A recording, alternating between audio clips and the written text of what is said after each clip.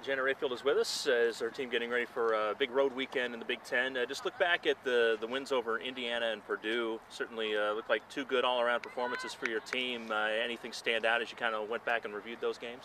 Well, I think certainly, the shutouts, and not just the fact that we kept them from scoring. I think we kept them from creating a lot of opportunities. And I've said this over and over again. Limiting opportunities takes a whole team because you got to keep the ball in your end as much as you can. You have to keep the ball. You want to hold on to possession. And both of those things will be really important for us this weekend. We want to have the ball as much as we can because I know if Ohio State or Penn State has it, they can be dangerous and they're going to test us. So we certainly want to try to keep the ball in our possession as much as possible and on our attacking end. So, we'll see if we can do that this weekend on the road. Two challenging places to play, but I thought we did a good job of it here at home. So we'll try to take that with us on the road. And Jannelle, just a few honors here this week. Big Ten Offensive Player of the Week, several national honors as well. Just your thoughts on her being recognized. You score 5 goals in a weekend, somebody's probably going to notice. And you score a bending restart goal like she scored on Thursday, people are going to notice. And, it's great for her. I think, we've talked about her story and years of injury and finally coming back. And then you come back as a marked woman. You're a leading goal scorer in the country. People know you're a goal scorer, et cetera, and she's still finding a way to do what she does best. And I can't say enough about how hard she trains and what she does to work on those things, and she loves to be a goal scorer, so she works on it. It's a craft that she continues to perfect, and I think as long as she does that, she's going to continue to score goals. And in terms of maybe gaining some experience for a player like Sarah Warren last week, it was probably the best of both worlds. Alina banged up, but nothing too serious. You get Sarah out there and a couple of wins. Just talk about the experience she gained over the weekend. Yeah, you never know what's good or bad. There's some stories like that out there, and it certainly was unfortunate for Illini not to be in. But Sarah got some valuable minutes. At center back. Much more comfortable now in terms of the speed of play, and it gives us now just one more person in terms of depth in the back line. It allows us to do things, to have options, and when you're into the season and stuff, it's hard to get someone minutes because you're counting on your stability, but when you're forced to, it's nice to now be able to have done that, to get the shutout. You certainly see the athleticism that she has, and so we feel good about where we are. That's kind of been the season. We played a little bit without Karen Rates, and someone else got to get some experience, and then we play without Alina. So the cards we have been dealt have actually probably helped us get some players some experience, and then I think when we get some players back, Taylor Smith and maybe even Carr Marbury towards the end of the season, we're going to be a really deep team when we need to be at the end. And I think that could bode well for us on down the road weeks from now.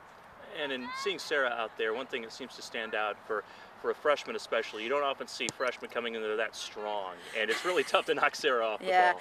I think when you train like a world-class speed skater, you probably have a strength program that's a little bit advanced from what most college freshmen have coming into it, and you see the strength. You're speed skating around a track on ice with people all around you. She's not afraid to get in and be in close contact or to physically fight for a ball, and certainly those are the strengths that she comes to this program with: her speed, her strength, her physical power. The technical piece and the tactical piece, it's great that she got out to got some of that experience, because that's where she'll continue to grow as a player at this level. Physically, she's certainly way beyond where most freshmen come into a program from a physical standpoint. Ohio State, kind of like yourselves, has been a little banged up here this season, but the series with you and Ohio State, it's kind of like the series with you and Purdue. It's just been a series of hard-fought games every year. It is. It's I respect Coach Walker and her program, and we've been friends for a long time, and they're a scrappy, gritty team. So is Purdue. So are we. And when you get teams that are gritty and just really refuse to give in to anything, you're always going to get a hard-fought game. And so certainly expect that to be the case on Friday up in Columbus. And then following it up with a trip to Penn State, and I think we all know how good year in and year out the Nittany Lions are. Just talk about the challenge not only of facing them, but doing it on the second game of the weekend. Yeah, I think it's, the road trips don't get any easier in the Big Ten. You add Maryland and Rutgers, and it's an important thing to be able to turn around and play on Sunday. We certainly got to focus on Ohio State on Friday, but one thing I think this team has learned to do a little bit is maximize the recovery process from one game to the next, and we'll certainly try to do that, you know, and come out and play with as much energy as we can on a Sunday. And, you know, Penn State has to play, let me tell you, Northwestern's not an easy team to play on a Friday either. And, you know, they're pushing teams, they're stingy defensively, and, you know, they pushed Ohio State or Penn State to the limit last year. So neither of us have an easy game on Friday, and that's going to make it that much more of a difficult battle for both teams, I think, on Sunday. Thanks a lot, Janet. Sunday against Purdue, he talked after the game about getting that second touch off of 50-50 balls and really kind of owning possession off of that. And when I asked Reagan about it, she said it's kind of out of necessity. The midfielders are not very tall as a group, but just talk about how they have played. I mean, 3, 5, 4 kids out there, right, kind of dominating the midfield. Right? Yeah, well, you know, it is. You have to play to what your strengths are. And when you have someone like Jenna Miller, Casey Conine, that can be the person who at least challenges in the air, then everybody else, once that first ball starts to come, it doesn't matter how tall you are. It matters what did you get good position, and are you reading where the ball is coming. So, you know, you see it in basketball all the time. It's not always the tallest guy that comes down with all the rebounds. It's sometimes the smartest guy. And I think the same is true in soccer. To get especially on a windy day like Sunday, it was so important that we could find the ball.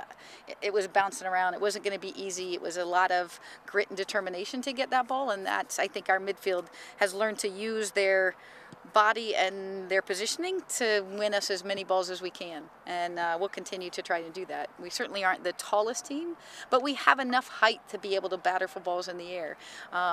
This is a much taller team than some of the other Illinois teams I've had, that's for sure. So we've been smaller than this, but I think because we've been small in the past, we understand the positioning and all of those things that it takes to win second balls. So it's something that's kind of ingrained in us as a program, I think.